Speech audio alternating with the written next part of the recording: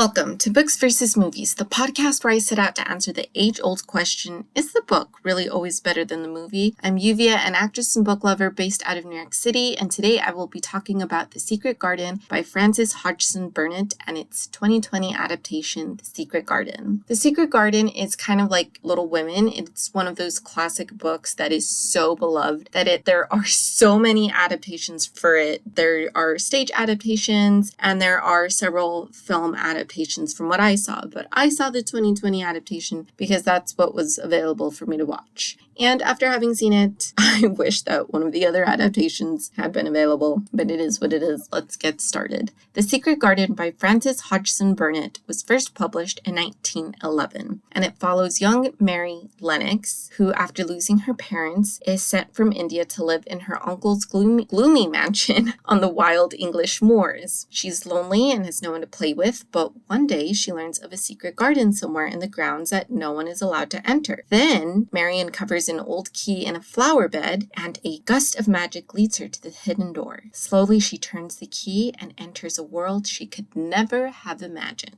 The 2020 adaptation of The Secret Garden is directed by Mark Munden and stars Dixie Edgerix, I don't know how to pronounce that, I apologize Dixie, Richard Hansel, and David Furry. And it didn't click until now that it was written for the screen by Jack Thorne, and I gotta say, I don't know if I'm a fan of Jack Thorne's adaptations. He is one of the ones that wrote Harry Potter and the Cursed Child, and I did watch Cursed Child when it was in 2 parts a few years ago, and I was not a fan of it when I read it, but watching it was super cool, and it kind of won me over. But I think it's just really cool to watch and experience all the technical things that they added to it. Story wise, however, it's not a good story, and in my opinion, it is not a good continuation of the Harry Potter storyline. I'm not going to get too much into it because I no longer support J.K. Rowling, so there's that. And this is also not a Harry Potter episode, but I felt like I should mention that because Jack Thorne was the one that wrote Harry Potter and the Cursed Child, or one of the writers of Harry Potter and the Cursed Child, and I was not happy with the overall storyline of it. Watching it, like I said, was really cool, but like the storyline, the plot line, it's not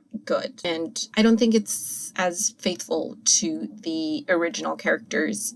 Anyway, not the point. So yeah, this is like the second I'm pretty sure I've read one more thing by him, but I can't remember what. But in terms of this adaptation, was also not a fan.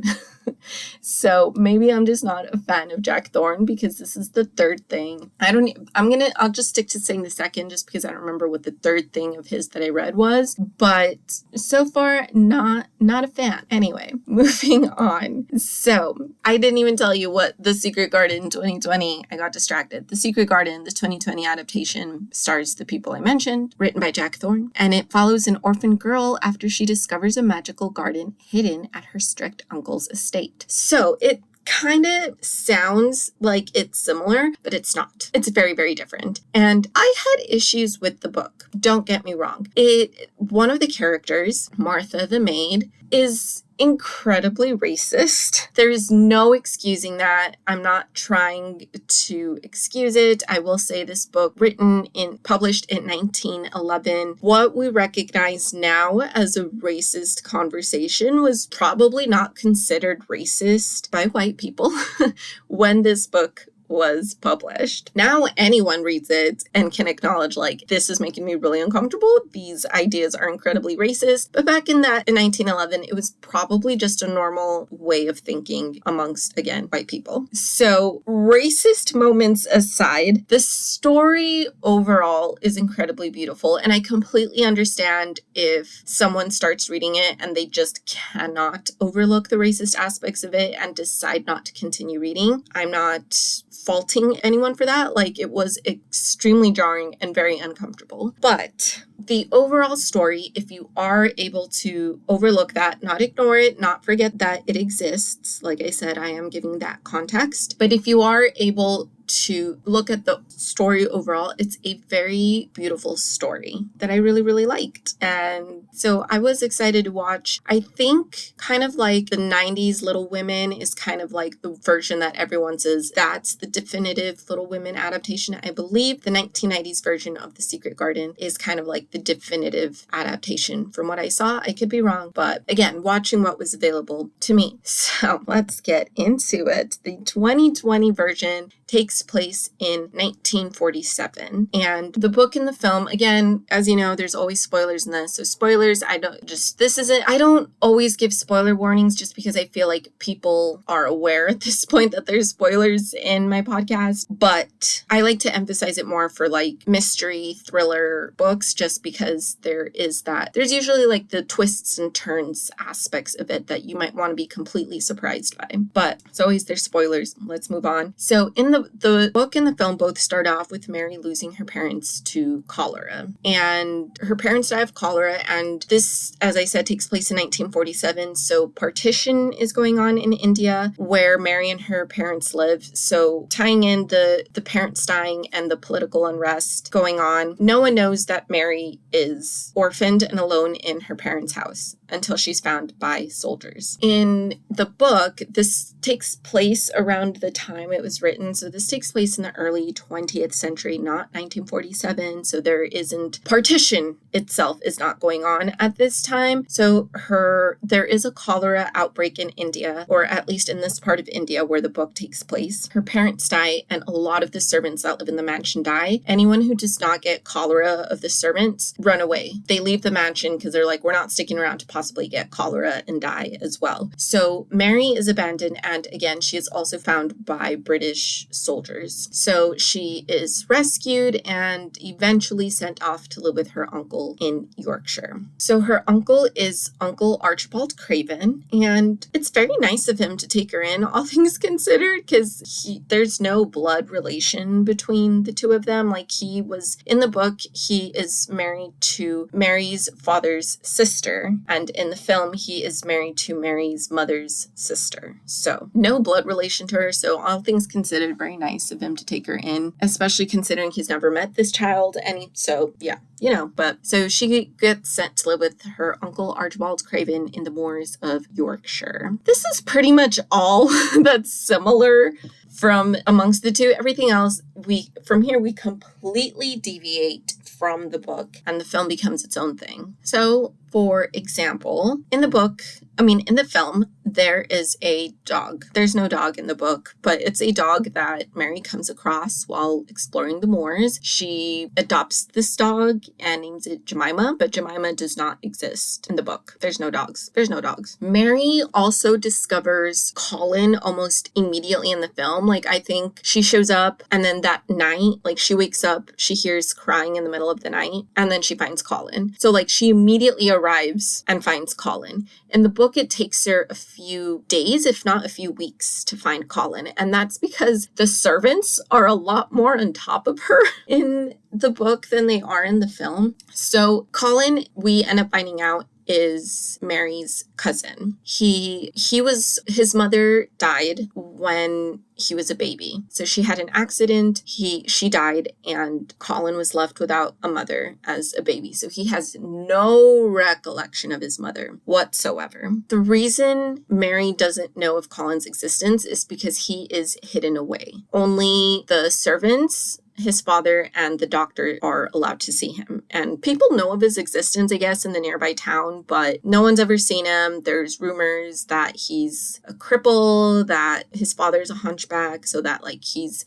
a hunchback and crippled even more than his father is. Colin, in actuality, is just, his father has been projecting onto Colin. So like his father, ever since Colin's mother died, has been unable to look at his son because his son looks so much like his mother. So he's been pretty much neglected by his father. And so apart from not being able to look his son in the face, he's also like, my son's probably like me. Like, he has some sort of disability like me. So whatever, like just anything the child wants, give it to him. So in the book, there are several times where Mary hears crying or thinks she hears crying, and she goes exploring, and someone always finds her. One of the maids or the keeper of the keys or whoever always find her and tell her, no, you're not hearing anything, like go play or whatever. So it takes her a while to discover Colin in the book, when in the film it's like immediate. That same night she arrives and she finds him immediately. She meets Dickon, who is Martha. Martha's the racist servant. So Dickon is Martha's little brother, and she meets Dickon and befriends him, and they play together for the days or weeks before she discovers Colin. In the film, she discovers Colin and starts and forming a relationship with him first, and then she comes across Dickon and they become friends. But like the friendship, like the film moves so, like the events that happen in the book that are included in the film happen so fast, and then everything else is dedicated to like extraneous moments. Anyway, so just wanted to point that out. In the film, Mary's following Jemima, and Jemima is the one who leads Mary into the secret garden, which is also magical for some reason. There's no explanation. It's just the secret garden is magical in the film. So Jemima is the one that leads Mary to the secret garden. In the book, Martha is the one that tells Mary, like, oh yeah, there used to be a garden and it belonged to the mistress of the house, but there was an accident in the garden. She died, and in his grief, the master of the house locked up the garden and no one's been able to go in it since. And so it becomes Mary's mission to find this garden.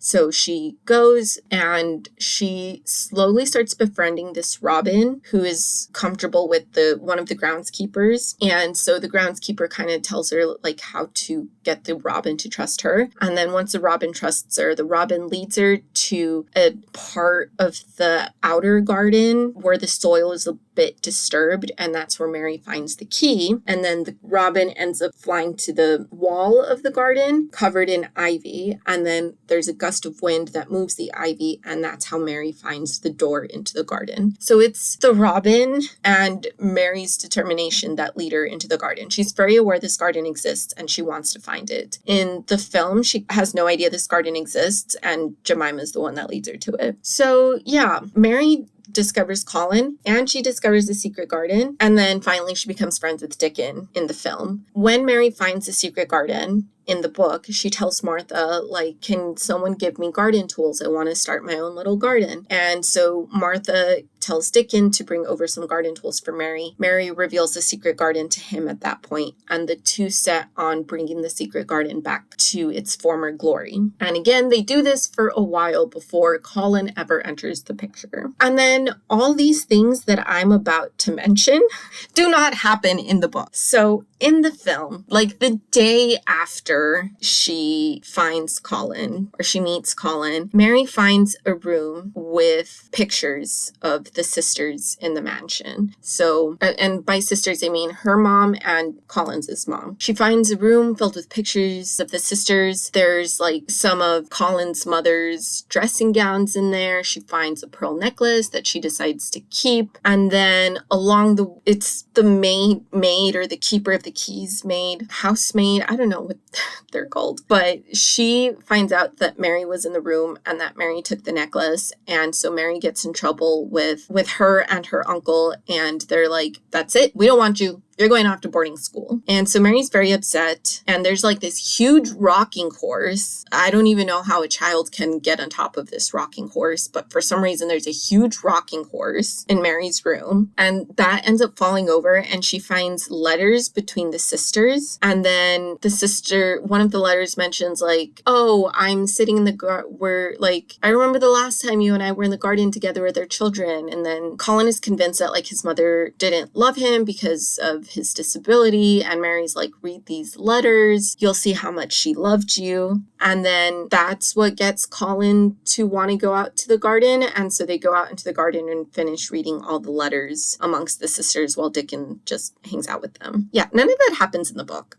So when Mary is brought to live with her uncle, she has everything she needs, but she like clothes, food, all of that. But there's no way for her to be entertained. Like there are no books purchased for her. There's no toys purchased for her. So she's very bored in this house, which is why any sound she hears, she wants to explore. Why she's so interested in the grounds and finding out where this garden is, because there's nothing for her to do inside the house. So the fact that there's a huge rocking horse is already wrong. But second of all, I really don't understand how, and this rocking horse is humongous. I feel like I, as a full-grown adult, would have difficulty getting on this horse, much less a child. So whatever. And then the sisters, as I said in the letters, talk about how they were hanging out in the garden together with their children. Colin and Mary had never met each other before in the book, like even as babies. They've never met each other. And this is, so in the film, Mary's mother is kind of, after her sister dies, she falls into like a deep depression and she becomes kind of like,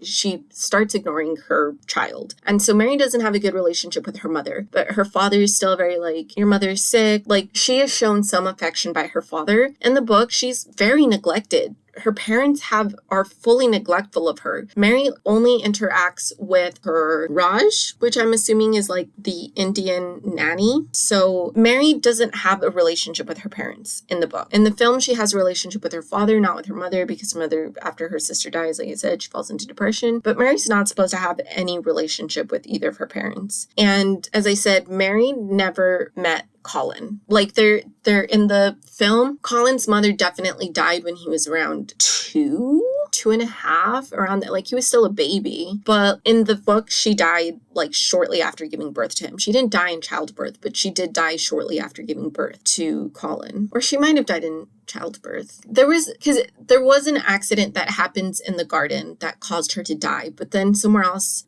maybe I just misunderstood, but I'm pretty sure it said something about her dying in childbirth. So I don't know if the accident caused her to go into labor, and then the complication of the accident plus the labor is what killed her, or if like she gave birth and then like shortly after giving birth she had the accident and died. That was, I'm going to be honest, not completely clear to me. I was like, oh, she died in an accident, and then childbirth was mentioned somewhere. So yeah, I might have just misinterpreted, but the point is she died way before, like either after the accident while giving birth or shortly after giving birth. So like I said, and her brother is the one that's Mary's parent in the book. So yeah, Mary, if I'm not mistaken, was born and raised in India and had never set foot in England before this moment. So yeah.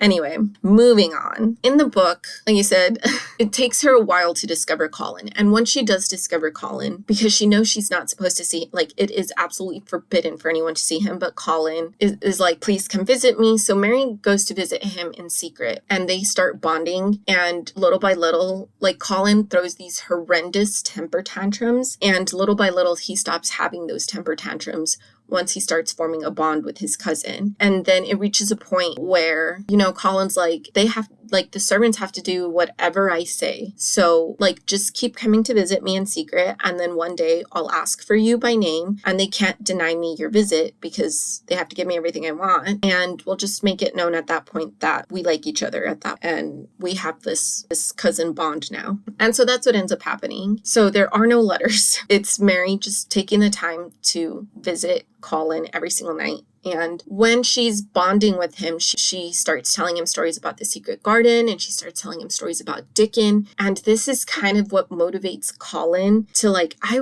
really want to see the secret garden because you make it sound so fun or so beautiful. And I really want to meet Dickon because he sounds like a really cool guy to hang out with. And so like, that's what motivates him to start getting out of the house and go leave the house, because he hasn't left the house in years because he thinks that he's going to get sick the moment he steps outside. Like I said, in the film, it's like the letters. Mary's like, read these letters in the garden with me. And he's like, okay. In the book, Mr. Craven is also away for the majority of what all these events that happen. So he meets Mary once, like he talks to her in person once just to meet her. And then he goes away on a trip, and he's expected to be gone from like the end of May to the beginning of September. So he's going to be gone all summer. So Colin, Dickon, Dickon and Mary start hanging out in the garden more and more. Colin starts gaining his strength little by little with like the summer air and just spending time outdoors. Mr. Craven is away for most of the book, while in the film he's there. He never goes away. He's there. You never see him because he's always locked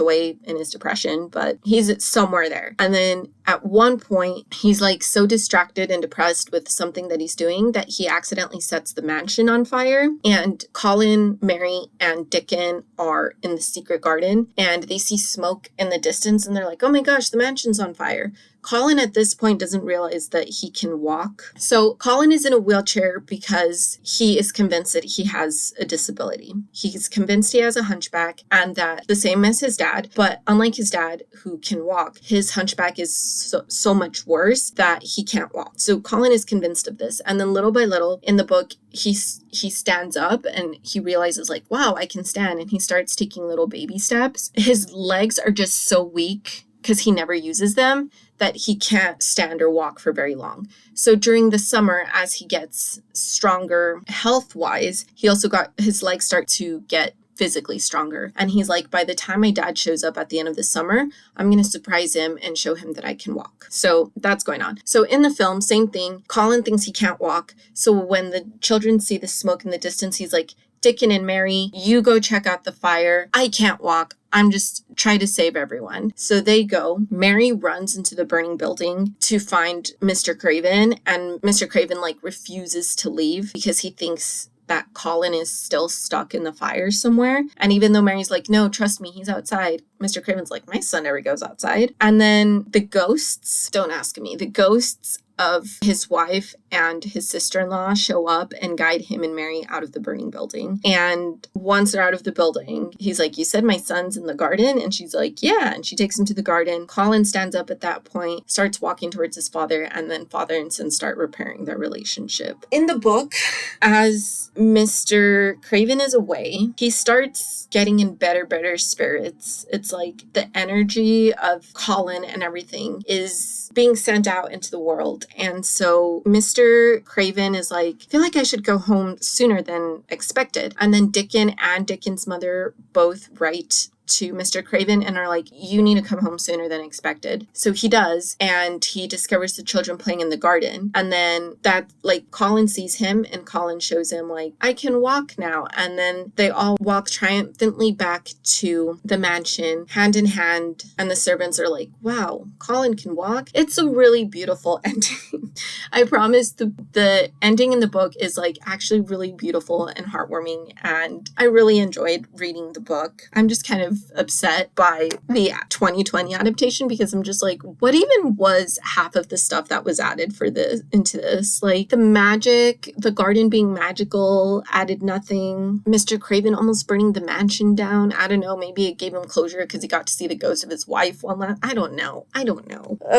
So as you can see, I was not a fan. Can you guess which one the winner is? We'll make it official in a moment. So, I rated the book 4 stars, and I rated the movie 3 stars. Is it anyone surprised that the winner is the book? Yeah, no question. The book is the winner. The book is so much better, and it's horrifically racist for a few pages. Because I do want to say, if you decide to read it, it's like, it is very uncomfortable and unpleasant to read.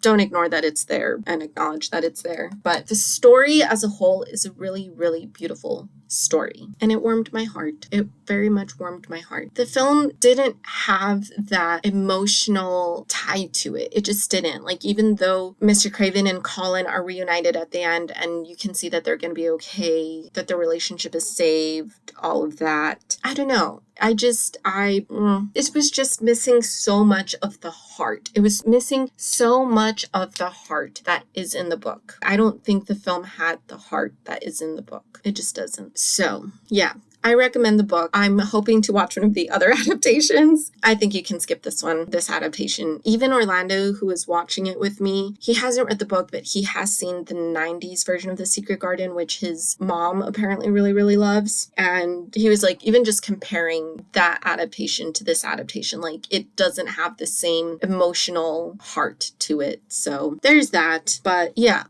there isn't really much else to say.